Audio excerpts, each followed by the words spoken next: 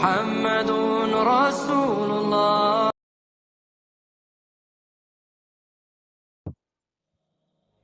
ہم جانتے ہیں کہ قرآن صرف مطالعہ کرنے کی کتاب نہیں بلکہ اس پر غور کرنے کی کتاب ہے۔ قرآن میں انسانوں کے لیے احکام موجود ہیں۔ قرآن میں سائنس، فلکیات، کام اور گھر میں زندگی گزارنے کا طریقہ، دوستوں اور رشتہ داروں کے ساتھ برتاؤ کرنے کا طریقہ موجود ہے۔ قرآن میں ہر چیز موجود ہے کیونکہ یہ صرف کتاب ہی نہیں بلکہ انسان کے فائدے کے لیے بھیجا اللہ کا کلام ہے۔ آج ہم دیکھیں گے کہ قرآن لوہا کے بارے میں کیا کہتا ہے، جو ایک اہم ایلیمنٹ ہے۔ أنزلنا الحديد فيه بأس شديد ومنافع للناس۔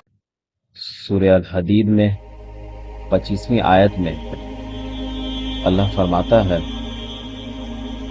کہ ہم نے لوہے کو اس کی زبردست طاقت کے ساتھ اتارا انسانیت کے فائدے کے لیے۔ لفظ انزلنا، جس کا ترجمہ نازل کے طور پہ کیا گیا ہے اور آیت میں لوہے کے لیے استعمال کیا گیا ہے، اس کا مطلب سمجھا جا سکتا ہے کہ لوہا لوگوں کے فائدے پہنچانے کے لیے دیا گیا۔ لیکن جب ہم اس لوہے کے معنی پر غور کرتے ہیں جو یہاں ہے کہ جسمانی طور پر آسمان سے نازل ہونا، کیونکہ یہ نازل کرنا قرآن مجید میں لفظی طور پر استعمال نہیں کیا گیا تھا سوائے بارش یا وحی کے نزول کے، تو ہم جان لیں کہ یہ آیت ایک بہت اہم سائنس معجزہ پر دلالت کرتی ہے، کیونکہ ماڈرن ایسٹرونومیکل فائنڈنگز بتاتا ہے کہ لوہا خلا یعنی اسپیس کے بڑے ستاروں سے آیا ہے۔ نہ صرف زمین پر لوہا بلکہ پورے سولار سسٹم کا لوہا بھی خلا سے آتا ہے، کیونکہ سورج میں ٹیمپریچر لوہے کے بنانے کے لیے ناکافی ہے۔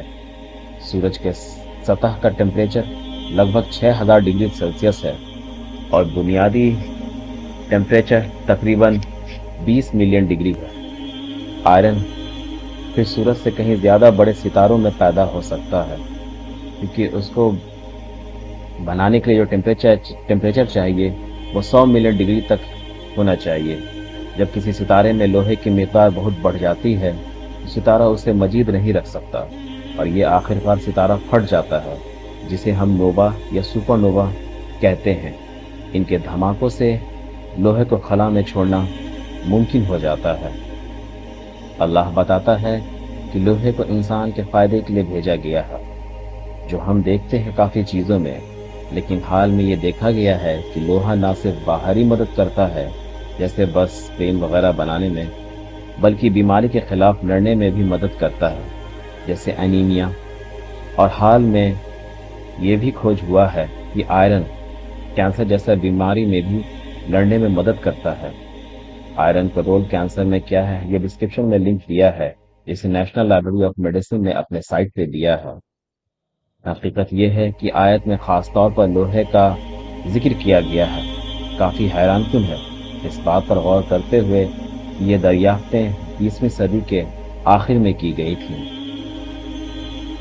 لوگ اس وقت جب یہ آیت اتری تھی تو لوگ بے شک جانتے تھے کہ لوہے فائدے کی چیز ہے، لیکن لوگ یہ نہیں جانتے تھے کہ زمین سے نکلنے والا لوہا اصل میں خلا سے بھیجا گیا ہے اور یہ انسانوں کے لیے فائدے مند ہے ان کے جسمانی طور سے۔ بے شک اللہ بہتر جانتا ہے۔